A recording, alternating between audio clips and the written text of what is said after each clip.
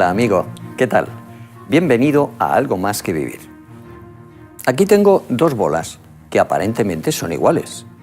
Tienen el mismo tamaño, el mismo color, la misma forma, pero no son tan iguales como aparentan ser.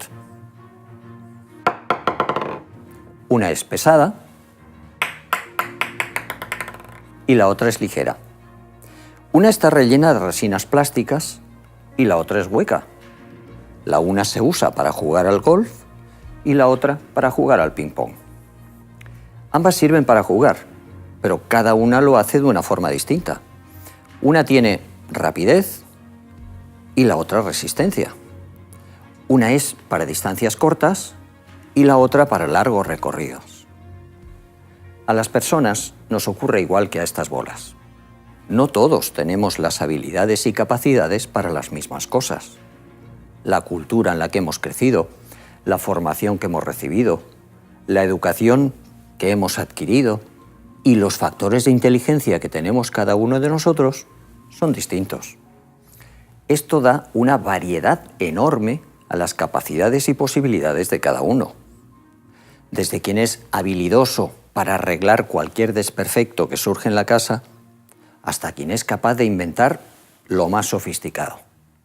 Hay expresiones que se usan en el lenguaje coloquial y familiar que no describen exactamente la situación a la que se refieren. Seguro que alguna vez habéis escuchado la frase «eres un cabeza hueca» para referirse a quien no es capaz de realizar una determinada labor, o la de «eres un cabeza de chorlito» para quien no alcanza con la rapidez que se espera la comprensión de las cosas si lo comparamos con otros de su alrededor. O esta otra exclamación, «eres un cabeza dura», queriendo describir a quien es más lento que otros en la percepción de algunos conceptos. Seguro que sí. Estas son expresiones que solemos usar con demasiada ligereza y constituyen un error que deberíamos ir borrando de nuestra comprensión de la inteligencia. Dejadme que os lo ilustre con un ejemplo. La guerra es una situación lamentable, pero que ha contribuido al adelanto de la tecnología y las ciencias cada vez que se ha producido. De hecho, ha sido la industria militar la que durante siglos ha motivado los avances tecnológicos de la historia. Desde la catapulta, inventado por los griegos en época de Alejandro, hasta la energía de los átomos, que hemos podido contemplar en la bomba atómica en tiempos más recientes, han sido las investigaciones militares las que han traspasado a la vida civil sus resultados y adelantos.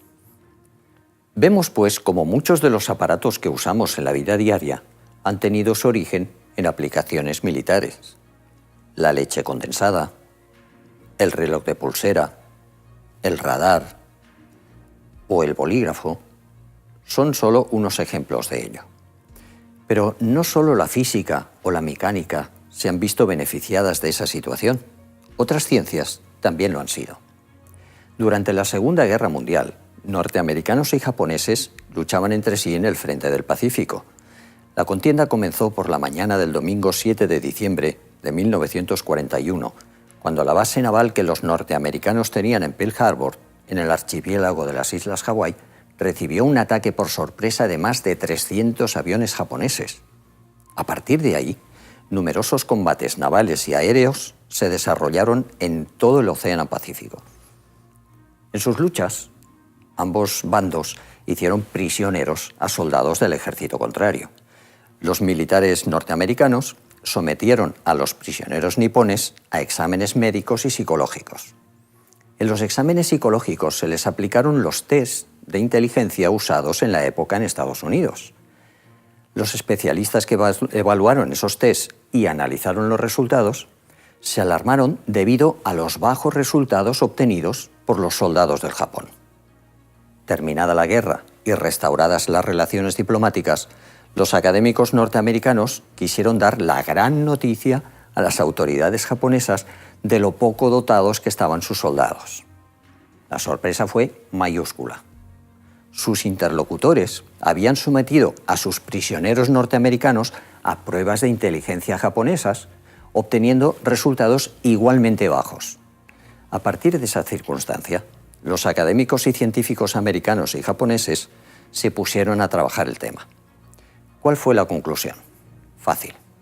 Cada cual había elaborado las pruebas según su contexto cultural, y cuando esas pruebas las realizaba un individuo de diferente contexto, los resultados no estaban a la altura de lo esperado en individuos de esa cultura. Recuerdo una circunstancia que nos tocó vivir con mi esposa. Tuvimos la oportunidad de trabajar en Sudamérica, en la zona del Río de la Plata, en un colegio situado junto al pueblecito de Progreso, el Instituto Adventista del Uruguay. Mi esposa es pedagoga y especialista en orientación escolar. Una de sus herramientas de evaluación, de las que usan en el gabinete de orientación, son los test, entre ellos los de inteligencia.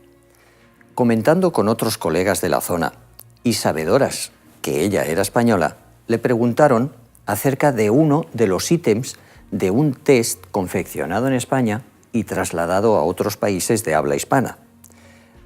La pregunta en cuestión de ese test era: ¿en qué se parece un plato a una perra gorda? Ellos no podían entender qué relación guardaban los cánidos con el recipiente donde comemos los humanos.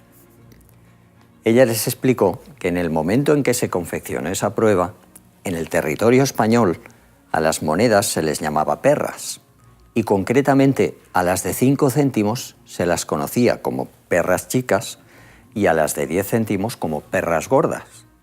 De ahí que la pregunta intentara buscar una relación entre la redondez de la moneda y la del plato. Ese era el origen de la pregunta. La expresión de sus colegas fue: ahora lo entendemos.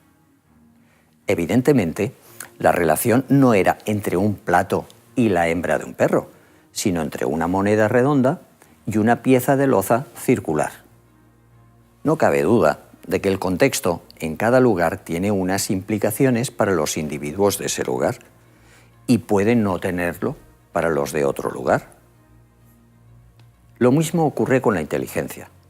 A partir de los estudios científicos tras la Segunda Guerra Mundial, algunos conceptos de la comprensión que tenía la psicología de la inteligencia empezaron a revisarse y a cambiar. Hoy sabemos que la inteligencia está compuesta por diferentes factores, cada uno de los cuales se encarga de aspectos diferentes de nuestra vida. Así tenemos el factor espacial, el matemático, el verbal, el abstracto, el del razonamiento, y más recientemente se han añadido el emocional, el social o el inductivo. Hay quien es capaz de estar horas hablando sin parar de forma coherente, y otro no es capaz de articular una frase de más de 10 palabras. En este caso, quien habla mucho de forma coherente tiene muy desarrollado el factor de fluidez verbal. Otros hacen cálculos mentales con muchas cifras y otros ven una montaña el realizar una división por 3 cifras. En este caso, quien hace con facilidad operaciones matemáticas muy complejas tiene muy desarrollado el factor matemático. Algunos pueden conducir un autobús sin que roce ningún lugar y otros son incapaces de montar en bicicleta. Los conductores de autobús tienen un factor espacial muy desarrollado.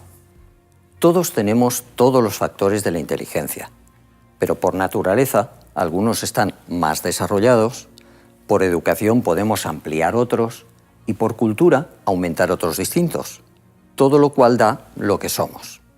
Debido a esto hay pintores, escultores, mecánicos, limpiadores, médicos, carpinteros, agricultores, abogados, taxistas. Nadie tiene la cabeza hueca, ni la cabeza dura. Cada uno tenemos distinto desarrollo de nuestros propios factores de inteligencia y somos útiles y hábiles para distintas cosas.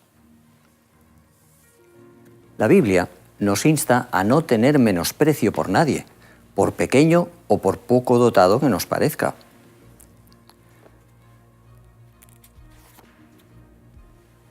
no menospreciéis a uno de estos pequeños, nos cuenta Mateo que les decía Jesús. Amaos los unos a los otros con amor fraternal, con vínculos entrañables, les advierte el apóstol Pablo a los creyentes de Roma. Y el apóstol Pedro, en su primera carta, nos exhorta a tener un amor sincero, amándonos de todo corazón los unos a los otros. ¿Alguna vez te han dicho cabeza hueca o cabeza dura? Que eso no te preocupe. Lo dijo alguien que no sabía lo que estaba diciendo. Afortunadamente, tenemos en Dios la comprensión del que sí sabe lo que está diciendo, porque es autor de nuestra existencia. Y nos dice, el que a vosotros rechaza, a mí me rechaza. El que a mí viene, de ningún modo le echo fuera. Dios puede ayudarte a encontrar tus mejores capacidades. ¿Te animas a confiarle tu vida? Recuerda que para Dios no hay nada imposible. Si quieres saber más acerca de lo que acabas de escuchar, puedes hacerlo en quecurso.com.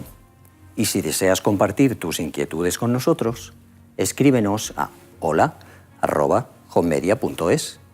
Descubrirás al Dios que te conoce, valora y puede hacerte llegar a lo máximo que puedes dar con lo que tienes. No olvides que para Dios todo es posible. Gracias por haber estado ahí y hasta el próximo programa.